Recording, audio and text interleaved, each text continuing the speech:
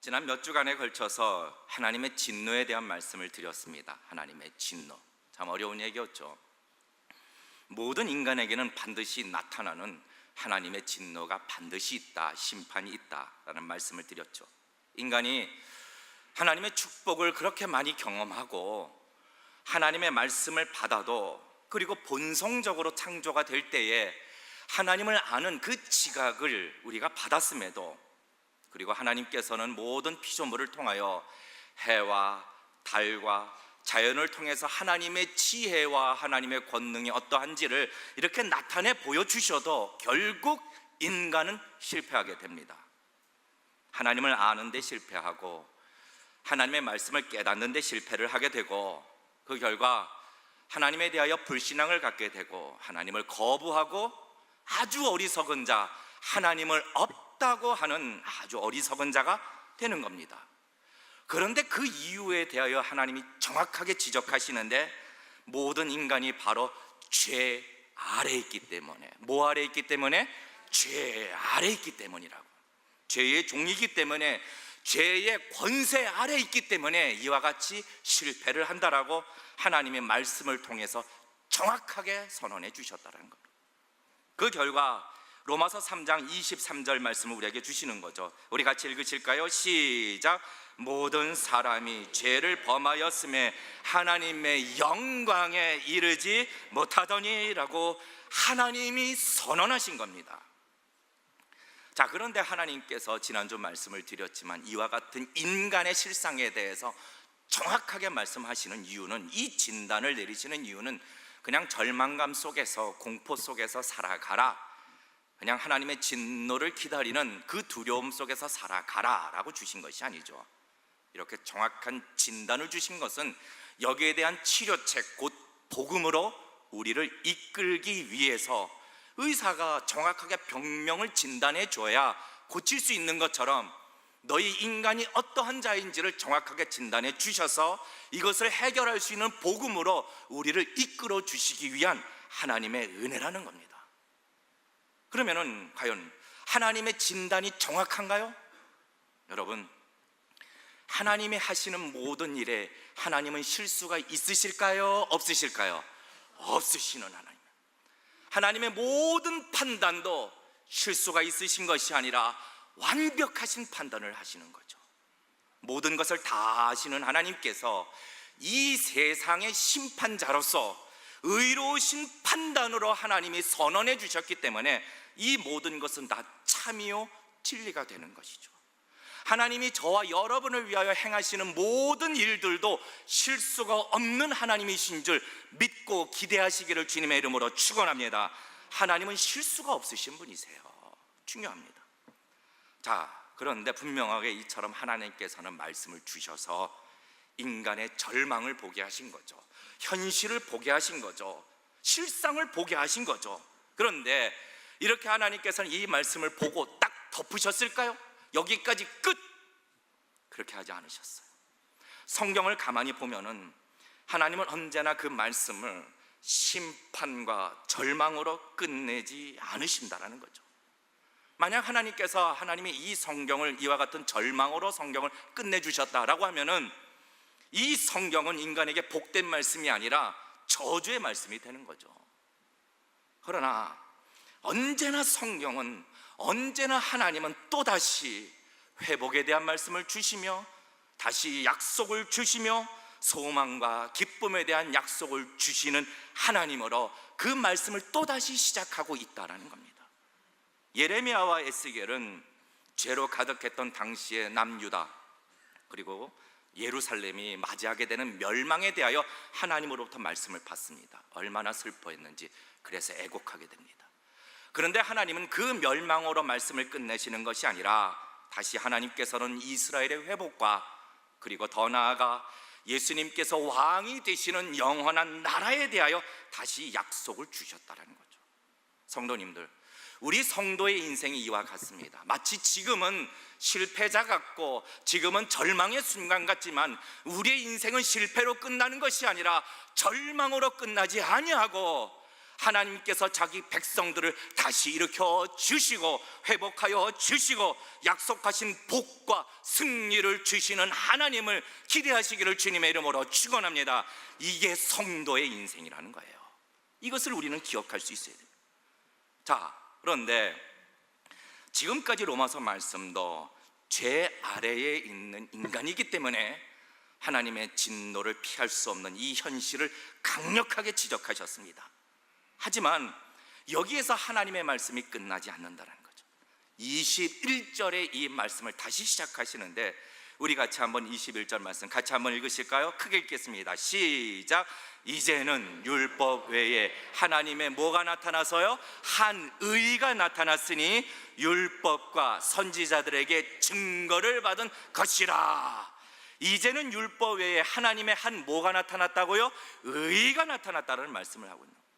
21절에 말하고 있는 이 이제는이라는 이 단어는 그 이전에 인간에게는 아무런 희망도 없고 아무것도 기대도 할 수 없는 인간의 현실에 대하여 다시 하나님께서 시작하시는 말씀으로 어둠과 절망과 소망이 없는 것 가운데 환하게 비춰주시는 말씀의 시작과 같다라는 겁니다. 이제는이라는 단어.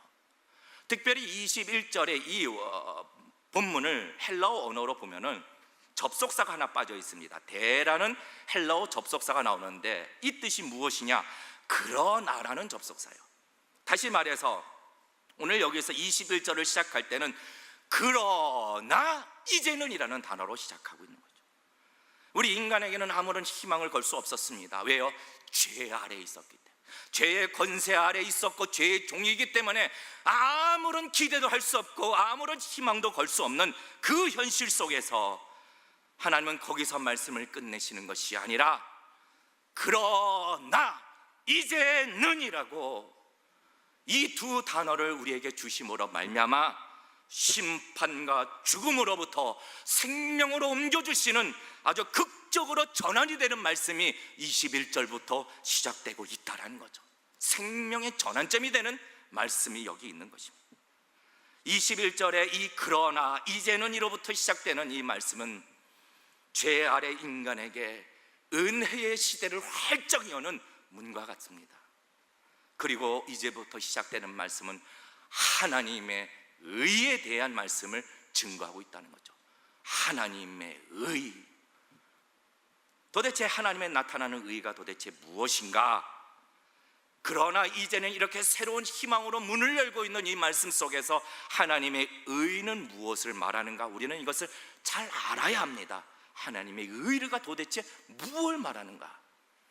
로마서는요, 복음에 이 하나님의 의가 나타난다라고 분명하게 말씀하고 있습니다. 자, 로마서 1장 17절 말씀인데요, 우리 한번 큰 소리로 함께 읽겠습니다. 시작. 복음에는 하나님의 의가 나타나서 믿음으로 믿음에 이르게 하나니 기록된 바 오직 의인은 믿음으로 말미암아 살리라 함과 같으니라. 자, 복음에는 하나님의 의가 어떻게 해요? 나타났다라고 분명히 말씀하고 있습니다. 그리고 더불어 예수님께서 이 의에 대하여 말씀을 하시는데, 인간이 천국에 들어가기 위해서는 죄 아래에 있는 인간의 의가 아니라 어떠한 하나님의 의가 꼭 필요하다라고 우리에게 말씀하십니다. 자, 마태복음 5장 20절 말씀 우리 같이 한번 읽으실까요? 시작. 너의 의가 서기관과 바리새인보다 더 낫지 못하면 결단코 어디에? 천국에 들어가지 못하리라 라고 선언하고 계십니다. 이걸 잘 알아야 돼요. 너의 의가 서기관과 바리새인보다 더 낫지 못하면. 서기관과 바리새인은요, 당시에 이 의를 얻고자 그렇게 수고하고 율법에 대해 연구하고 경건을 추구했던 자들입니다. 그러나 이들의 의 가지고도 천국에 들어갈 수 없고 이들보다 더 나은 의가 있어야 된다는 것. 무엇을 말하는 겁니까? 하나님의 의가 있어야 천국에 들어간다라고 말씀하고 있는 거죠. 아니, 그러면 도대체 이 복음에 나타난 하나님의 의가 무엇이길래 우리는 이것을 성경이 어떻게 가르쳐 주는지 우리는 배워야 합니다. 이 로마서 말씀은 이게 쉬운 말씀은 아닙니다. 그러나 하나님께서 우리에게 기록하여 말씀하시는 것은 우리는 이것을 잘 깨닫고 알아야 하는 것이죠. 우리가 잘 한번 배우기를 원합니다.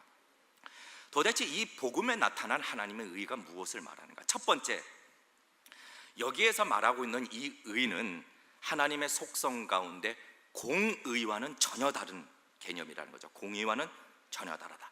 하나님의 의는 하나님의 공의와는 전혀 다르다. 하나님의 뭐와 전혀 다르다고요? 공의. 이거 잘 알아야 돼요. 하나님의 공의라는 속성이 있으십니다. 때로는 성경 속에서 의와 공의를 그냥 이렇게 막 혼돈해서 쓰세요. 이 공의라는 속성은 어떤 속성이냐? 그 대가를 반드시 지불하게 하시는 하나님의 속성이라는 거죠. 하나님의 공의는 심판과 연관이 되어 있습니다. 무슨 얘기입니까? 하나님 악인에게 벌을 주시고 의인에게는 상을 주시는 이 심판이 하나님의 공의에 의해서 이루어지고 있는 것이죠. 무슨 얘기입니까? 뿌린 대로 거두게 하시는 것이 하나님의 공의라는 겁니다. 성도님들, 하나님은요 반드시 뿌리는 대로 거두게 하시는 하나님이라는 사실을 우리는 기억하며 살아가야 할 줄 믿습니다. 하나님은 뿌리는 대로 거두게 하시는 하나님이세요. 자, 이거에 대해서 어떻게 말씀을 하시느냐? 시편 9편 8절 말씀입니다. 우리 한번 크게 읽으실까요? 시작. 공의로 세계를 모하시며 심판하시며 정직으로 만민을 판단을 행하시리로라. 라고. 공의로 세계를 심판하신다. 자, 그러면은 복음이 만약에 이 하나님의 공의가 나타난다라고 우리가 이해를 하게 된다면은 인간이요 하나님의 공의 앞에 서게 된다. 그러면 정말 희망이 있을까요? 아니에요. 모든 인간은 하나님의 공의에 의하여 자기 죄에 대해서 결국 형벌과 심판을 받아야만 하는 것이죠. 뿌린 대로 거두게 되는 겁니다. 그렇게 되면 이 복음이 하나님의 공의를 말하고 있다라면 이것은 우리에게 축복이 아니라 절망이 되는 거죠. 왜요? 그 누구도 하나님의 공의 앞에 은혜를 얻을 수 없기 때문이에요. 과거에 마틴 루터 목사님께서 회심하기 이전에 그는 영적으로 아주 공허했고 그리고 고뇌를 느끼고 그리고 영혼의 안식을 얻기 위해서 수많은 노력을 합니다. 그래서 특히 그때 당시에 이 경건 생활의 최고봉이라고 하는 이 어거스틴 수도원에 들어가서 경건의 삶을 시작합니다. 기도하죠. 얼마나 열심히 기도했는지. 금식하죠. 얼마나 열심히 금식하고 철야하고 또 사제에게 날마다 자기에 있는 죄를 다 고하고 모든 경건의 삶과 금욕주의의 삶을 살게 됩니다. 그러나 그는 알게 됩니다. 이러한 열심이나 열정으로도 내 영혼이 안식을 누릴 수 없다라는 것, 영적인 문제를 해결할 수 없다라는 것을 알게 됩니다. 게다가 이 로마서 1장 17절 말씀에 복음에는 하나님의 의가 나타났다, 이것을 공의로 알게 됩니다. 얼마나 자기를 괴롭혔는지 고통스러운 말씀이 되는지. 왜냐? 복음에 만약에 하나님의 공의가 나타난다면 이제는 구원받을 가능성조차 없다라는 거죠. 다 틀렸다고 절망하게 됩니다. 그런데 하루는 자기 서재에서 이 말씀을 또다시 하나님이 묵상케 하시는데 그때 깨닫게 하시는 것이 이 복음에 나타나는 이 하나님의 의라는 것은 공의가 아니라 하나님의 속성인 공의가 아니라 천국에 들어가기 위해서 꼭 필요한 완전한 의고, 이 완전한 의는 인간에게서 나오는 것이 아니라 어디 복음에 있다라는 사실을 알게 되는 거죠. 그리고 하나님이 이것을 예비하셨다라는 사실을 알게 되는 겁니다. 그 이후에 우리가 천국에 들어가고 구원을 얻기 위해서는 내 자신에게서 이 의를 구하는 것이 아니라 하나님이 이미 복음에 이 의를 주셨고 하나님이 예비하셨다는 것을 알게 되는 거죠. 그때 이 로마서 1장 17절의 말씀은 가장 고통스러운 말씀이 아니라 가장 사랑하는 말씀이며 천국의 문을 여는 그런 말씀이 되었다라고 고백합니다. 그때 당시 이것을 그 서재가 이 비텐베르크 대학교에 있는 그 탑 안에 있었어서 이것을 얘기할 때 나는 탑의 경험이다 이렇게 표현을 하죠. 다시 말하면 무슨 얘기입니까? 복음에 나타나는 이 의라는 것은요 하나님이 심판하시기 위한 공의가 아니라 우리 죄 아래에 있는 인간이 천국에 들어가기 위해서 하나님이 예비하신, 하나님께서 준비하신 복음에 나타나고 있는 이 의라는 것을 우리는 좀 알아야 합니다. 이게 첫 번째 특성이고, 자 그렇다면은 그러면 중요한 것은 이 의가 우리가 있어야죠. 이 뭐 아는 것으로 끝나서 되겠습니까? 의가 있어야죠. 그러면은 첫 번째, 우리가 이 의를 어떻게 얻을 수 있느냐? 방법이 있습니다. 첫 번째, 이 의를 얻는 방법은 하나님이 주신 모든 율법과 계명을 완전하게 지키면은 의롭게 되는 겁니다. 만족할 만큼. 이 말은 문자적으로도 100% 지켜야 하는 것이고 더불어 마음으로도 다 지켜야 하는 것인데, 자, 요한일서 3장 15절 말씀입니다. 우리 한번 크게 읽으실까요? 3장 15절 시작. 미워하는 자마다 살인하는 자니 살인하는 자마다 영생이 그 속에 거하지 아니하는 것을 너희가 아는 바라 라고요. 그 형제를 미워하는 자마다 뭐한 자라고요? 살인하는 자라고 하나님이 규정하여 주셨습니다. 실수가 없으신 하나님이 선언하신 거죠. 그리고 그러한 자마다 영생이 그 속에 있다고요? 없다고요? 없다고 하나님이 선언해 주셨다는 거예요. 그러면 또 이미 인간의 마음에는 부패가 돼 있다라고 하나님이 선언했죠. 인간 마음 자체가 부패가 돼 있는 거죠. 자, 예레미야 17장 9절 말씀인데 우리 같이 한번 읽으실까요? 시작. 만물보다 거짓되고 심히 부패한 것이 무엇이라고요? 마음이라는 겁니다. 마음. 자, 그러므로 우리가 여기서 한 가지 결론을 내릴 수 있는 것은 우리가 율법과 계명을 지켜서 우리가 의를 얻을 수 있다 없다, 절대로 얻을 수 없다라고 결론을 맺게 되는 거예요. 자, 그러면 이쯤에서 질문이 하나 있어요. 그러면 목사님, 도대체 하나님은 도대체 왜 율법을 주신 겁니까? 의를 얻지도 못하는데. 이것은요, 인간이 하나님의 심판 앞에서 더 이상 변명하지 못하도록, 그래서 율법을 비추어서 너희가 심판받을 수밖에 없다라는 것을 가르쳐 주시기 위해서 율법을 주셨다라고 우리에게 말씀하고 계시는데, 오늘 읽으신 본문 가운데 로마서 3장 19절과 20절 말씀이 그와 같은 내용입니다. 우리 같이 한번 천천히 읽으실까요? 시작. 우리가 알거니와 무릇 율법이 말하는 바는 율법 아래 있는 자들에게 말하는 것이니 이는 모든 입을 뭐하고 막고 온 세상으로 하나님의 심판 아래 있게 하려 함이니라. 더 이상 변명할 수 없도록 입을 싹 막아버리신다라는 거예요. 봐, 율법을 봐라, 너희가 의로우냐라고요.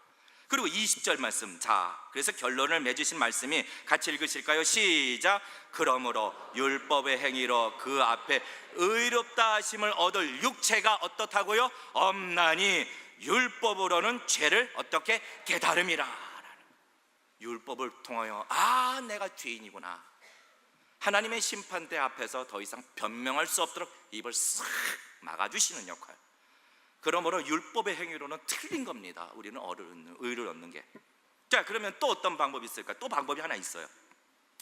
자, 죄값으로 벌 받으면 돼요. 그러면 의롭게 되는 거죠. 왜요? 그 죄 지은 사람이 형무소 가서 죄값을 다 치르게 되면은 그 죄의 결과는 싹 없어지는 거니까. 그런데 문제는 여기 있는 거죠. 우리가요, 우리 죄값에 대해서 하나님 앞에 형벌을 받기 위해서는 어떤 1년만, 2년만, 10년만, 20년만 이것이 아니라 영원히 받아야 되는 거예요. 그러니까 영원히 받아야 그 죄값을 다 치를 수 있게 되는 거죠. 결론적으로 이것도 해결되지 못하는 겁니다. 우리가 내 죄값을 치러서 우리가 의롭게 된다? 왜요? 영원히 받으려면 더 가망성이 없는 거죠. 결론적으로 여기서 인간은 스스로 어떤 모습이든지 이 의가 인간에게서 나올 수 없다는 것을 알려주는 거죠. 근데 세 번째 방법이 있는 거예요. 세 번째 방법. 어떤 방법이냐? 이제 중요한 것은 하나님이 천국에 들어가기 위해서는 완전한 의가 필요한데, 우리는 이 완전한 의, 하나님이 예비하신 완전한 의를 우리가 그냥 받으면 돼요. 우리가 뭐 하면 된다고요? 받으면 되는 거예요. 이 의를. 이것이 이제 해결책이 되는 거죠. 그러면 정말로 우리가 이게 받아야 할 완전한 의가 과연 있는가입니다. 정말로 완전한 의가 있을 수 있을까요? 하나님 앞에 100% 순종해서 이루어오는 완전한 의가 있을까요? 예, 있습니다. 말씀에 이 완전한 의를 예수님이 이루셨다는 거예요. 누가 이루셨다고요? 예수님이 이루셨다라는 겁니다. 마태복음 5장 17절 말씀입니다. 우리 같이 한번 읽으실까요? 시작.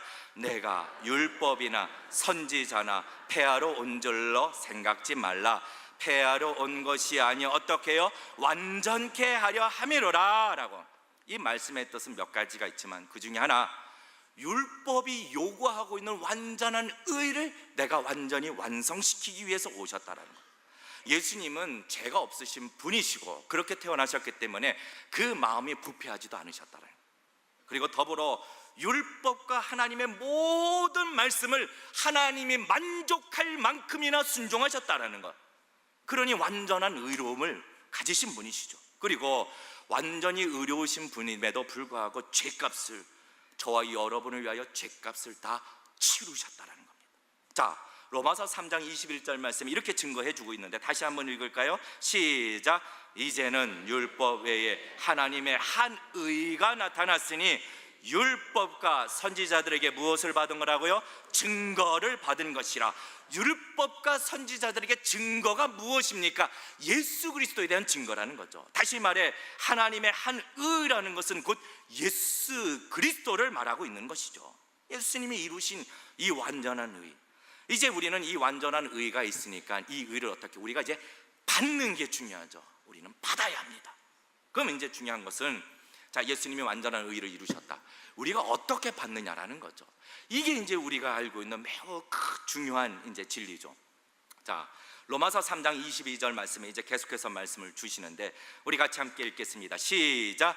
곧 예수 그리스도를 무엇으로 말미암아?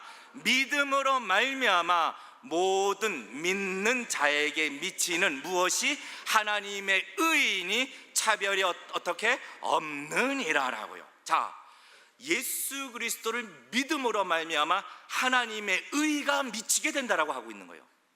자, 우리는 이렇게 우리를 알고 있죠. 우리는 믿습니다. 예수님을 믿는 자들은 하나님께서 주시는 구원이 있는 줄 우리는 믿습니다. 맞습니까? 우리는 예수님을 믿음으로 구원을 얻어요. 근데 이걸 좀 더 정확하게 말씀을 드리자면 이 하나님의 의가 중요해요. 우리가 하나님께서 예수님을 믿는 자들에게 예수님이 완성하신 이 완전하신 의를 하나님이 주시기 때문에 이 믿는 자는 이 완전한 의를 갖고 있어서 천국에 들어간다 못 간다? 들어간다라는 거예요. 이게 완전한 의죠. 그래서 우리는 자칭 우리는 스스로 의인이라고 할 수는 없어요. 우리가 무슨 의인입니까? 아, 내 자신이 의인입니까? 내가 의로웁니까? 이렇게 교만한 사람은 없습니다. 그러나 하나님께서 이 완전히 이루신 의를 우리에게 주셨기 때문에 우리를 의롭다고 칭하여 주신 거죠. 그래서 이신칭의 혹은 이신득의 의를 얻었다라고 말씀하고 있는 거죠. 우리 성도는요 실질적으로 의는 아닙니다. 그러나 심판자이신 하나님께서 보시기에 의롭다고 인정하셨기 때문에 저와 여러분은 모두 천국에 들어가는 복된 백성인 줄 믿으시기를 주님의 이름으로 축원합니다. 자, 이제 마지막으로 그러면 하나님께서 도대체 구체적으로 이 일을 위하여 어떻게 우리를 위하여 무슨 일을 하셨는가입니다. 도대체 무슨 일을 우리가 이 의를 얻을 수 있도록 하나님이 어떤 일을 하셨는가? 복음의 내용은요 예수 그리스도십니다. 복음의 내용은 예수 그리스도. 복음의 내용은 뭐라고요? 예수 그리스도. 이 예수님을 빼놓고는 복음이 될 수 없죠. 자, 그런데 이 복음을 주도하고 계시는 분이 하나님이시라는 겁니다. 오늘 이것을 25절 말씀에 우리에게 보여주시는 거예요. 우리에게 가르쳐 주시는 거예요. 자, 우리 25절 말씀 한번 같이 읽으실까요? 25절 시작. 이 예수를 하나님이 그의 피로 인하여 믿음으로 말미암는 화목 제물로 뭐 하셨다고요? 세우셨으니 이는 하나님께서 길이 참으시는 중에 전에 지은 죄를 뭐 하심으로? 간과하심으로 자기의 의로우심을 나타내려 하심이니라고요. 자, 여기에 자기의 의로움을 나타내려 하신다. 이때 쓰는 이 의는 공의입니다. 공의. 하나님께서는 이 공의는 대가를 지불하게 하신다고 말씀하셨죠. 그러니까 하나님은 이 죄의 대가를 누구를 통해서? 예수님의 피를 통해서 해결하신다. 그래서 하나님의 공의를 나타내 주시는 건데 혹자가 그래요. 아, 예수님의 보혈이 뭐 사단에게 그 대가를 지불하는 것이다. 절대 아닙니다. 그런 거짓된 말에 속지 마십시오. 예수님의 보혈은요 하나님의 공의에 그 대가를 지불해 주신 거죠. 저와 여러분의 죄의 대가를요. 자, 그런데 하나님께서 오늘 25절에 무슨 일을 하셨는가? 첫 번째는 세우셨다라는 말과 그리고 참으셨다는 말에 우리는 좀 집중해야 될 겁니다. 이 세우셨다라는 말은 헬라어 원어로 프로티데미라는 말씀인데 여기에는 세 가지 의미가 있습니다. 첫 번째 의미는 결심하다. 무슨 뜻이라고요? 결심하다, 작정하다, 이런 뜻입니다. 하나님이 결심하신 거예요. 작정하신 거예요. 무엇을 마음에 미리 작정하셨는가? 내가 내 아들 예수 그리스도를 통하여 십자가에 내어줘서 죽이게 하고 피를 흘려 나의 백성을 구원하리라라고 하나님이 작정하셨다는 거예요. 미리 계획하셨다는 거예요. 더불어 저와 여러분을 창세 전부터 구원하시기로 작정하신 그 하나님을 기억하며 살아가시기를 주님의 이름으로 축원합니다. 하나님의 은혜는 이거예요. 이미 작정하셨어요. 저와 여러분의 삶이 어떤지 상관치 아니하시고 이미 작정하셨다라는 거예요. 하나님의 백성으로 삼기로. 두 번째, 이 세웠다라는 이 의미는 그냥 작정하신 것으로 끝나는 것이 아니라 내놓다라는 뜻이 있습니다. 내놓다. 무슨 뜻이 있다라고요? 내놓다. 아, 내가 누구한테 선물을 줘야지 작정하고 안 주는 사람도 많아요. 그런데 이제 작정을 했는데 안 주는 게 아니라 선물을 어떻게 내놨다라는 거예요. 얼마나 감사한가요? 여러분, 하나님께서 이 하나님의 아들에 대한 고통과 죽음에 대해서 작정하셨어요. 계획을 하셨어요. 그런데 시간이 지남에 따라 때로는 이것이 참 마음에, 아이고 내가 이 녀석들, 아유 내가 이 어리석은 백성을 위해서 내가 줘야 하나, 아유 말아야 하나, 망설일 수 있다라고요. 근데 하나님께서는 그렇게 하지 않으시고 하나님께서는 실제로 자기 아들을 십자가에 내어주신 것입니다. 하나님의 사랑은요, 말로만 하는 사랑이 아니라 행함이 있는 사랑이라는 것을 우리는 기억하여야 할 것입니다. 예수님이 어떻게 기도하셨나요? 이 잔을 내게서 옮겨달라고 땀방울이 핏방울이 되도록 기도하셨는데 하나님께서는 자기 백성을 위하여 작정하신 그 뜻을, 그 기도에 대하여 결국 그래도 하나님은 그 고통과 그 죽음의 잔을 마시도록 하나님이 행하셨다라는 겁니다. 이것이 우리 하나님이라는 것이에요, 여러분. 세 번째로 하나님이 어떤 일을 하셨냐고요? 이 세웠다라는 이 헬라어 원어 안에 보면은 세워서 공개적으로 보이셨다는 뜻이 있습니다. 예수님의 죽으심은요, 감춰진 것이 아니에요. 이 복음은 감춰진 것이 아니에요. 예수님의 부활도 감춰진 것이 아닙니다. 다 드러내어 복음으로 우리에게 나타내 보여 주셨다라는 거죠. 하나님께서는 이 의를 주시기 위하여, 구원을 주시기 위하여 이미 작정하셨고 계획하신 것으로 끝나는 것이 아니라 실행하셨고 이것을 우리에게 보여주셨다는 겁니다. 마지막으로 또 하나님은 어떤 일을 하셨는가? 아까 말씀을 드렸지만 길이 참으시는 중, 하나님께서는 당장 자기 백성에게 그 죄에 대한 책임을 안 물으시고 기다리십니다. 택하신 자들이 그 의를 얻을 수 있도록 기다리면서 보존해 주고 계신데 그 생명을 보존해 주신다는 거예요. 다시 한번 우리 25절 말씀 읽겠습니다. 이게 마지막 말씀이니까 우리 같이 한번 읽으실까요? 25절 시작. 이 예수를 하나님이 그의 피로 인하여 믿음으로 말미암는 화목제물로 세우셨으니 이는 하나님께서 길이 참으시는 중에 전에 지은 죄를 어떻게 해요? 간과하심으로 자기의 의로우심을 나타내려 하심이니라 라는 거. 만약에 여러분 보십시오, 우리가 지금 예수님을 믿기 전에 우리가 만약에 죽어버리면은 저와 여러분은 이 시간에 어디 있을까요? 지옥에 있는 거예요. 지옥에 있는 거예요. 그 고통 속에 있어야 하는 거예요. 그러나 하나님께서는 그렇게 않으시고 하나님께서는 우리를 보존하여 주셔서 이 의를 얻어 천국 시민이 되도록 하나님이 저와 여러분의 생명을 보존하여 주신 줄 믿으시기를 주님의 이름으로 축원합니다. 우리는 절망 속에 있는 것이 아니라. 제가 어렸을 때에 청담동에 있는 그 영동고등학교 담벼락 옆에 그 조그마한 가정집에서 살았어요. 가정집에. 근데 그때 저희 집에는 보일러가 있었는데, 보일러 무슨 보일러? 그때 당시에는 연탄 보일러. 뭐 지금도 연탄 보일러 쓰시는 분이 계세요. 근데 연탄 보일러를 쓸 때 가장 조심해야 할 가스가 있어요. 무슨 가스죠? 연탄가스 있죠. 그렇죠. 그래서 포스터 그릴 때도 맨날 연탄 이렇게 하나 그려놓고 그 위에 마귀 같은 거 이렇게 그리고 조심하자 연탄가스 뭐 이런 것도 막 쓰고 포스터 그리기도 했었어요. 그리고 그때 당시 연탄가스 마시면 제일 먼저 뭘 해야 된다고, 뭐 식초 기억나시나요? 막 식초를 그랬던 것 같아요. 뭐 막 식초인가 뭔가를 막 이렇게 하라고. 그리고 또 그때 당시에 아주 유명했던 상품이 있었는데 가스방. 왜 가스방인지 모르지만 이 방구들에 이 틈이 벌어지면 뭐가 올라와요? 연탄가스가 올라오잖아요. 그러니까 이것을 막기 위해서 커다란 넙다란 테이프가 있어요. 그걸 이제 막 바르는 거예요. 뭐 세지 말라고? 연탄가스 세지 말라고. 이제 이걸 바르죠. 그런데 자, 제가 어렸을 때 중학교인지 초등학교인지 기억이 잘 안 나요. 저희 그때 연탄가스 쓰고 있는 방이었는데 저는 따로 이제 독방으로 조그만한 방을 쓰고 있었죠. 근데 한밤중에 갑자기 소변이 막 마려운 거예요. 막 소변이 마려. 그 소변이 마려우니 어딜 가야 되나요? 화장실 가야 되잖아요.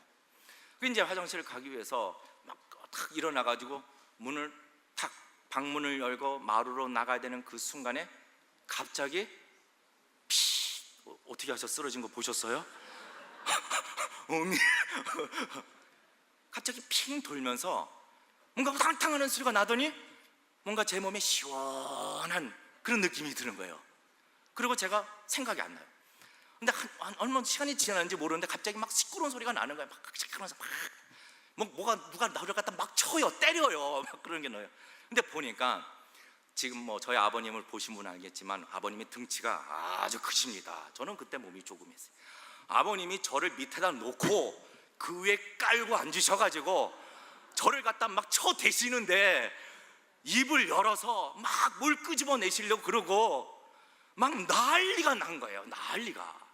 보니까 제 방에 이제 연탄가스 세지 말라고 붙이는 가스방 그게 있는데 그게 보니까 한쪽 구성이가 뜯어진 거예요. 거기에서 뭐가 올라온 거예요? 연탄가스가 스물스물 올라온 거죠. 이게 밤에 거기 마셨나 봐요. 마신 거죠 뭐. 그런데 이제 소변이 너무 마려우니까 그 순간에 일어난 거죠. 일어나서 마루로 간 순간 핑 돌면서 제가 의식을 잃고 넘어질 때 우당탕탕탕탕 넘어진 것 같아요. 막 뭐 부딪히고 그래서 그 소리를 아버님이 들으신 거예요. 그 아버님이 듣고 무슨 일이냐고 막 나와가지고 보니까 제가 벌써 눈 까 뒤집어지고 흰자밖에 안 보이더래요. 난리가 난 거죠. 막 그냥 저를 치고 마고 막 입을 찢고 막 하고 뭐 숨을 쉬게 한다고. 그래서 제가 깨어난 거예요. 깨어난 거. 그런데 참 놀라운 것은 그때 안 것이 만약에 제가 소변이 한 마리였다면은 그냥 제가 그 방에 있었겠죠.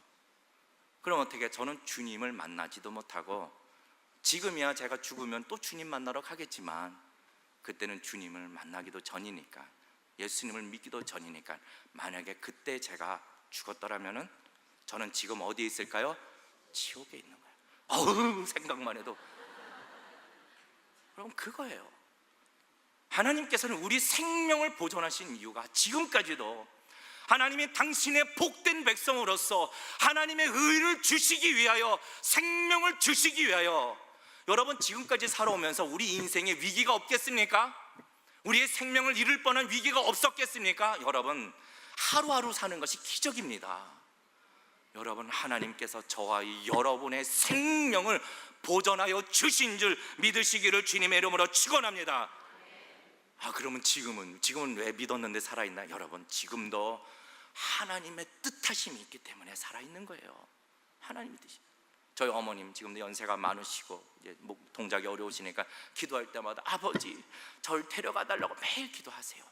그런데도 하나님이 여전히 이 땅에 두시는 이유는 하셔야 할 일이 있기 때문이라는 성도님, 이것이 택자들을 향한 하나님의 일이시라는 겁니다. 여러분 결론을 짓고자 합니다. 여러분 우리는 이와 같은 하나님의 의를 받았습니다. 그러면 여전히 아직도 여러분은 나를 자기 자신을 바라보며 사시겠습니까? 하나님께서 인간이 어떠한 존재인지를 그렇게 알아주셨는데 과거의 내 자신을 보면서 자랑하시겠습니까? 지금 내 자신의 연약한 모습을 보면서 절망하시겠습니까? 앞으로 나 자신에게 희망이 있을 거라고 여러분 자신을 기대하시겠습니까? 아니라는 거죠. 여러분 그런 어리석은 자가 되는 것이 아니라 완전한 의를 이루어 주신 오직 예수 그리스도를 바라보며 살아가시기를 주님의 이름으로 축원합니다. 우리 자신에게는 아무것도 기대할 수 없습니다. 그러나 우리에게 이 완전한 의를 이루어 십자가에서 자기 목숨을 내어 주신 하나님의 뜻에 순종하신 나의 주님 되시는 예수 그리스도를 통하여 예수 그리스도만을 바라보며 여러분 주어지는 생애를 살아가시기를 주님의 이름으로 축원합니다. 더불어 여러분, 성경은요, 너에게 소망이 없다, 세상에는 소망이 없다, 이렇게 끝을 내는 허무주의가 아닙니다. 성경은요, 다시 말씀을 하십니다. 소망과 희망이 있다라고 말씀하신다라는 거죠. 누구에게 있습니까? 우리의 구원을 계획하고 우리의 구원을 실행하셨으며 또한 우리의 모습을 다스리고 이끄시는 오직 살아계신 하나님께 소망을 두시기를 주님의 이름으로 축원합니다. 오직 하나님께 소망을 두며 내 자신이 아니라 세상이 아니라. 여러분, 그러므로 이제 우리 하나님은 성도에게 있어서 진노의 하나님이 아니십니다. 우리 하나님은 은혜와 사랑과 용서의 하나님이 되시다는 거죠. 그리고 더불어 지금도 저와 여러분의 생명을 보존하여 주셔서 하나님의 뜻을 이루기를 원하신다는 것, 이것을 기억하시기를 원합니다. 우리에게는 이제 완전한 의가 있습니다. 여러분 의심하지 마십시오. 한번 고백할까요? 나에게는 완전한 의가 있다. 여러분이 만드신 건가요? 아니요, 예수님이 만들어 주셨고 그것을 하나님이 선물로 우리에게 주셨다라는 겁니다.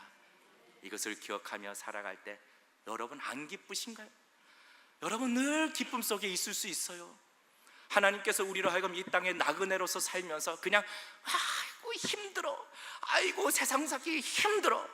여러분, 얼마 전에 어떤 고등학생이 저한테 와서 기도를 해달라고 하는데 뭘 위해서 기도해 줄까 그랬더니 하는 말씀이 세상 살기 힘들어요 그러더군요. 힘들죠. 여러분 힘들어요. 그러나 하나님께서 우리 성도에게 그 고통의 길을 그냥 참으라고만 하십니까? 아니죠. 하나님은 자기 백성에게 이 땅에서 삶 속에서도 기쁨을 누리라고 하나님은 그 구원의 기쁨을 우리에게 주셨다는 것을 기억하며 살아가시기를 주님의 이름으로 축원합니다. 여러분, 우리 각자는 나 자신을 바라보는 것이 아닙니다.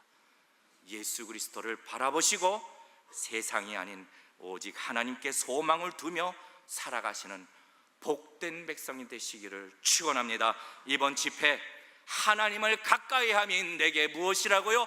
복이라. 여러분, 이번 집회 때 하나님을 만나시고 주의 말씀을 가까이 하여 우리 인생에게 주시는, 저와 여러분에게 특별하게 마련해 주신 그 복을 다 취하시고 누리는 저와 여러분이 되시기를 주님의 이름으로 축원합니다.